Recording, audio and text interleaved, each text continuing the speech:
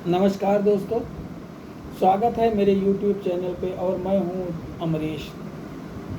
दोस्तों, ज़िंदगी में बहुत सारे पल आते हैं और हम ज़िंदगी को यूँ ही सामान्यतया जीते जाते हैं, लेकिन कभी कभी ज़िंदगी में कुछ ऐसे पल आते हैं जहाँ गलतफहमी की वजह से या यूँ कहिए शंका की वजह से हम अपना सर्वस्व नाश कर देते हैं। और जब नाश करने के बाद होश आता है, आपको सच्चाई पता लगती है, तो आप देखते हैं कि आपके पास कुछ भी नहीं बचा है। यानी जो कुछ मिलने वाला था वो भी आपने खो दिया और जो मिला था वो तो चला ही गया।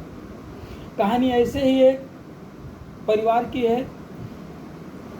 सेठ ओंकार मल शहर के नामी व्यवसायी थे।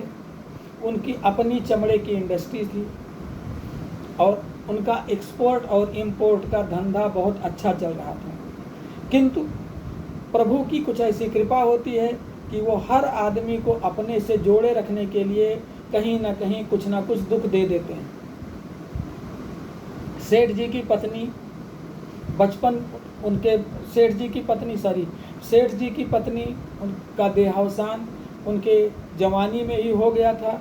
किंतु अपने बेटे अमर्त्य को उन्होंने एक माँ का और बेटे बाप का दोनों का प्यार दिया था। साथ ही साथ वो अपनी सारी इंडस्ट्रीज को संभाल रहे थे। अमर्त्य धीरे धीरे पढ़ रहा था। उसकी पढ़ाई विदेशों में चल रही थी। विदेश से पढ़ के जब वो घर आता है तो सेठ जी को बच्चे के शादी की चिंता होने लगती है। कुछ दिन बाद उनका बेटा, जो कि अब उनके इंडस्ट्री में और एक्सपोर्ट इंपोर्ट में सहायक बन चुका था, सेठ जी को बताता है कि पिताजी जब सेठ जी उससे बात करते हैं कि बेटा तुम्हारी अब शादी का समय आ गया है, तो पहले तो वो कुछ दिन तक के रोकता रहता है। बाद में वो कहता है पिताजी मैंने अपने पसंद की एक लड़की को चुन लिया है, आप देख लो, अगर वो लड़की आपके हिसाब से आपके पैमानों पे खरी उतरती है तो हमारी शादी उसी से कर दीजिएगा, ज़िंदगी हमारी आराम से चलती रहेगी। बच्चे के इन विचारों को सुन करके पिताजी बहुत प्रसन्न होते हैं कि कम से कम बच्चे ने मेरा थोड़ा सा काम और हल्का कर दिया। बात आती है चली जाती है, बाप बेटे दोनों अपने बिजनेस में व्यस्त हो जाते हैं। एक दिन सेठ जी सोचते हैं कि मैं अपने आने वाली बहू को कुछ ना कुछ ऐसा गिफ्ट दूं जो बहुमूल्य ना हो करके यूनिक हो। सेठ जी एक दिन जा रहे थे, सामान्य ड्रेसिंग थी, कोई बहुत बड़ा हाई फाई वो नहीं था। अब ऑफिस में छुट्टी का दिन था। उन्होंने सामने देखा कि रोड के किनारे और एक ऑफिस के सामने एक बहुत ही लग्जरियस गाड़ी खड़ी हुई। सेठ जी उसको देख करके विचार किए कि क्यों ना मैं अपने होने वाली बहू के लिए इस गाड़ी का चयन कर लूं। सेठ जी उसके पास गए, गाड़ी को देखा, गाड़ी सुंदर लगी, लग्जरियस थी ही। सेठ जी बैठ करके इस आशय से उसका फ़ोटो लेने लगे कि इस गाड़ी को ढूंढ करके अपने बहू के लिए मैं गिफ्ट करूँगा। संयोग था या उस लड़की का दुर्भाग्य था कि ठीक उसी समय वो अपने बॉयफ्रेंड के साथ वहाँ आ जाती है और सेठ जी को फ़ोटो देखते हुए उसके मन में शंका होती है कि यह बुढ़ा व्यक्ति हमारी गाड़ी के साथ क्या कर रहा था। वो कड़क आवाज़ में पूछती है, बुढ़े बता हमारी गाड़ी के साथ क्या कर रहा था, तुझे नहीं दिख रहा है कि गाड़ी कितनी लग्जरियस है, क्या यह तेरे योग्य है? तो जैसे छोटे तबके के लोग इस गाड़ी को साफ भी नहीं कर सकते तो इसके साथ क्या कर रहा था। सेठ जी कहते हैं मेरा कोई बेटा उद्देश्य नहीं था। इतना वो कहते हैं, इसके आगे वो लड़की उनको बोलने का मौका नहीं देती है और तिरस्कार पूर्वक भाषा से कहती है कि इन कपड़ों में तू इसके पास आया कैसे। तिरस्कार और उसका बोलना सुन करके उसका बॉयफ्रेंड भी उसके पास आ जाता है और दोनों मिल करके जो पीने के लिए बोतल रखे थे और जो शराब की बोतल भी रखे थे अपने एंजॉय करने के लिए, वो उस बुढ़े के सर पे, सेठ जी के सर पे दोनों डाल देते हैं और अट्टहास करते हैं। तब तक वहाँ बहुत सारे लोग ऑफिस से निकल के आ जाते हैं। कुछ लोग उसमें से सेठ जी को बचाने की नीयत से आते हैं तो कुछ लोग चाहते हैं मज़ा लेने के लिए। सेठ जी कहते हैं बेटा मेरा कोई उद्देश्य नहीं था, तुम मेरी बात तो सुनोगी। उसने कहा नहीं, मैं कुछ नहीं सुनना चाहती हूँ, बस तू ये बता कि ऐसा कि तूने क्यों किया। सेठ जी जैसे बोलना चाहते हैं, लड़की के तेवर और घातक हो जाते हैं, और वो शराब वाली बोतल जिसका शराब सेठ जी के सर पे पड़ चुका था, उनके सर पे मार देती है। सेठ जी का सर फट जाता है और उनके आँखों के सामने धुंध छा जाती है और वो वहीं झुक के गिर जाते हैं। तभी उनके जेब से उनकी पत्नी का एक फ़ोटो गिर जाता है, जिसे वो लड़की बड़ी तिरस्कारपूर्ण दृष्टि ले करके पूछती है। जब सेठ जी को थोड़ा हल्का ध्यान आता है तो लड़की पूछती है, तेरी कौन है? सेठ जी कहते हैं, ये मेरी पत्नी है और इस फ़ोटो को हमने विगत 20-25 वर्षों से अपने पास लगा रखा है, क्योंकि मेरी पत्नी का देहावसान हो गया है, इसे मुझे वापस कर दो। उसका बॉयफ्रेंड तब तक आ जाता है, वो उनसे पूछता है, इस बुढ़ापे में भी पत्नी का इतना शौक़ है, क्यों नहीं दूसरी शादी कर लेते हो? सेठ जी उसकी भावनाओं को सुन करके सन्न रह जाते हैं और कहते हैं, बेटा कुछ तो ध्यान दो मेरी उम्र का। अब लड़का वो फ़ोटो लड़की से छीन लेता है और कहता है, तो देख इसकी स्थिति क्या होती है, तू शादी नहीं करना चाहता तो मैं इसकी फ़ोटो की तो बर्बादी मैं कर ही सकता हूँ, और उसे ले करके अपने जूतों के तले दबाने लगता है। सेठ जी कहते हैं, बेटा इसके लिए तुम कुछ भी ले लो, लेकिन मेरा ये फ़ोटो ना ख़राब करो, क्योंकि यह मेरे पत्नी की आखिरी निशानी है।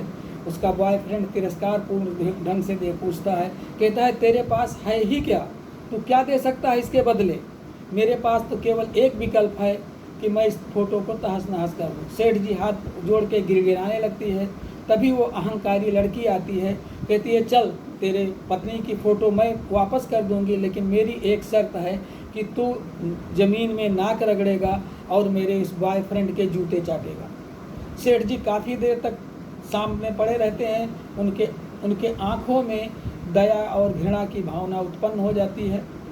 वो कहते हैं, बेटा ये तू क्या कह रही है, क्या इस उम्र में मैं नाक रगड़ूंगा और किसी के जूते चाटूंगा? तो लड़की कहती है, तेरी औकात ही इससे ज़्यादा क्या है।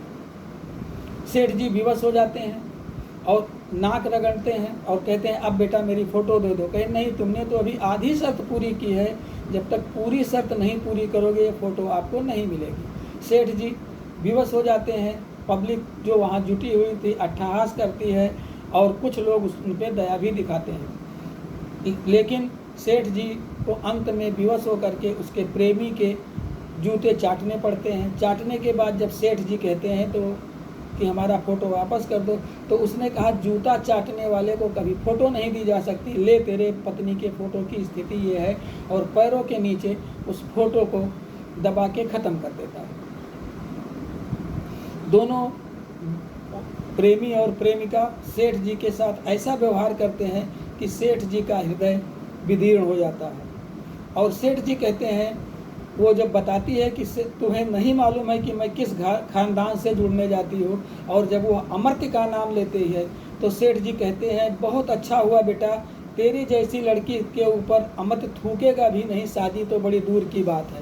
वो बड़ी घृणा से कहती है, तू तो ऐसे बोल रहा है जैसे अमर्त्य का बिल्कुल सगा हो। उन्होंने कहा, बेटा तुम्हें नहीं मालूम है, अमर्त्य मेरा एकलौती औलाद है, और ये जिस फ़ोटो को तुमने ख़राब किया है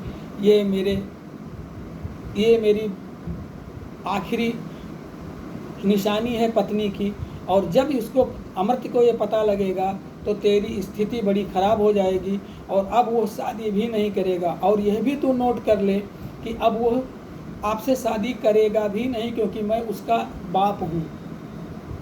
लड़की फिर से हंसती है तिरस्कारपूर्ण बात करके और कहती है, अगर तू उसका बाप है तो ये ले। एक थप्पड़ सेठ जी के गले कनपटी पे लगाती है, गाल पे लगा देती है। सेठ जी फिर तिलमिला के गिर जाते हैं। थोड़ी देर तक यही चलता रहता है, वो जितना तिरस्कार हो सकता है करती है। तब तक अमर्त्य का फ़ोन आ जाता है।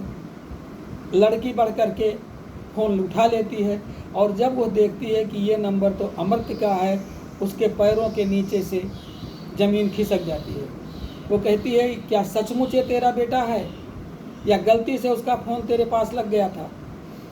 सेठ जी कहते हैं, बेटा ये मेरा ही बेटा है, लेकिन अब तेरे लिए उसके पास कुछ नहीं बचा है, वो तुमसे शादी किसी भी कंडीशन में नहीं कर सकता है। लड़की सेठ जी से क्षमा मांगने लगती है।